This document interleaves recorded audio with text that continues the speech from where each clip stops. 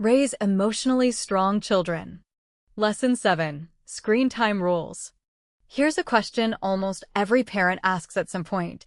Am I giving my child too much screen time? If you've ever felt a little guilty handing over a tablet just to get 5 minutes of peace, take a breath. You are not alone, and you're not a bad parent for it. Screens are part of modern life. They're not going away, and they're not automatically bad. The real question isn't just how much screen time your child has, it's what screen time is being used for and what happens around it. In this lesson, we're not going to tell you screens are dangerous or give you a strict number of minutes to follow. Instead, we're going to focus on something more useful, how screen time connects to your child's emotional development and simple ways to make it work better for your whole family. Explain the science simply. Let's look at screen time through the lens of emotional development, rather than just good or bad. Many parents notice that screens have a powerful calming effect on children. A crying toddler often goes quiet almost instantly when a video appears. This isn't a coincidence. Bright colors, fast movement, and sound are naturally engaging to a young child's attention system. Here's the important part to understand. That instant calm isn't the same thing as emotional regulation. Emotional regulation means a child learns, over time, how to calm their own body and mind. When a screen does the calming for them, every single time they're upset, they can miss chances to practice that skill themselves. Think of it like this. If a child never practices climbing stairs because they're always carried up, they won't build the strength to climb on their own later. This doesn't mean screens are harmful in small, mindful amounts. Many child development experts agree that the content and context of screen time matter just as much as the amount of time itself. A calm, educational program watched together is very different from constant, high-stimulation content used alone, for hours, as the main way to manage emotions. There's another important piece. The moments around screen time often matter as much as the screen time itself. Sudden transitions, turning off a screen with no warning, can trigger big emotional reactions, not necessarily because of the screen itself, but because of how abruptly the change happened. The goal of this lesson isn't to remove screens from your child's life. It's to help you use them thoughtfully as one tool among many, rather than the main tool for managing emotions. Let's turn this into 3 practical tips. 3 practical parenting tips. Tip 1. Set clear limits before screen time starts. Why it works. Children handle limits far better when they know them in advance, rather than hearing them suddenly at the end. Clear expectations reduce the surprise and the big emotional reactions that often come with sudden endings. Real-life example. Before handing over a device, say, you can watch 2 episodes and then we're turning it off for dinner. You can also use a visual timer or a simple countdown, so your child can see the time passing, not just hear about it. Common challenge. Even with a clear limit in place, some protest at the end is completely normal, especially for younger children. This doesn't mean the tip isn't working, it means the limit is doing its job. Start today. Before the next screen session begins, say the limit out loud, clearly, in one simple sentence.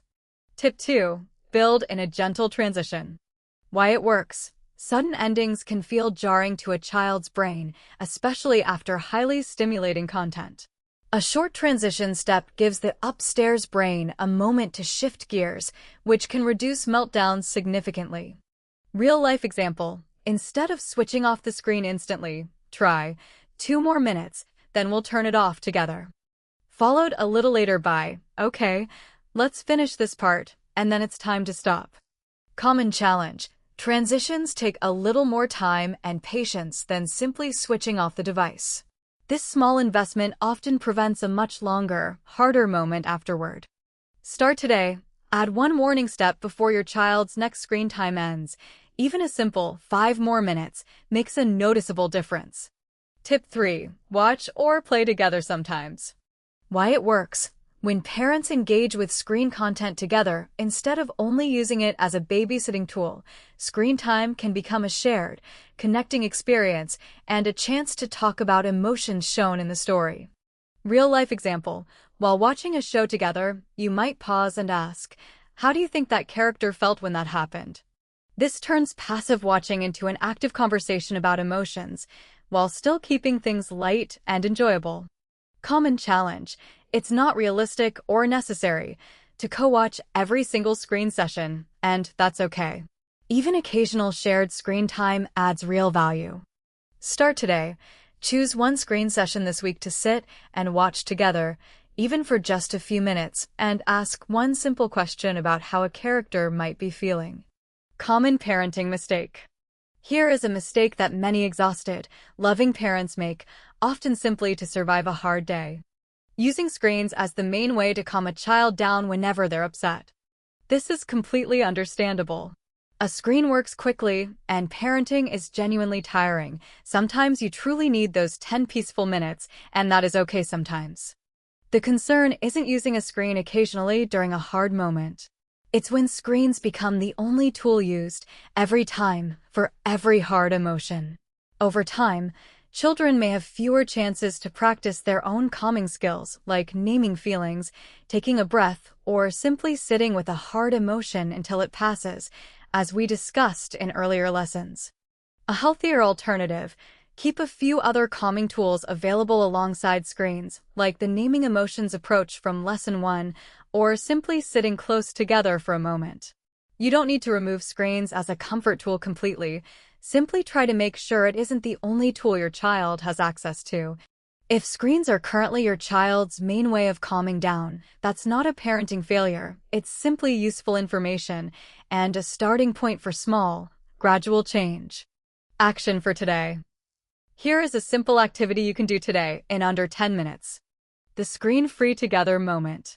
Choose one short activity today that involves no screens at all: building blocks, a short walk, drawing together, or simply talking about your child's day. While doing it, put your own phone somewhere out of reach too, even just for these few minutes. At the end, say something like, "I really enjoyed doing that with you." This small, screen-free moment strengthens your connection and reminds your child and you that calm, connected time doesn't require a screen at all. Let's end today's lesson with one sentence to remember. Screens aren't the enemy. The goal is simply making sure they're not the only tool your child has for calming down or connecting. If today's lesson gave you something useful, please like this video, subscribe to continue this course, and share it with a parent, teacher, or caregiver who might need it too. And I'd love to hear from you in the comments. What's one screen time rule that has worked well in your home? Your experience might help another parent who's figuring this out too. See you in the next lesson. Note: this course provides general, evidence-informed parenting guidance and is not a substitute for professional advice. If you have specific concerns about your child's screen use or development, please consult a qualified pediatrician or child development professional.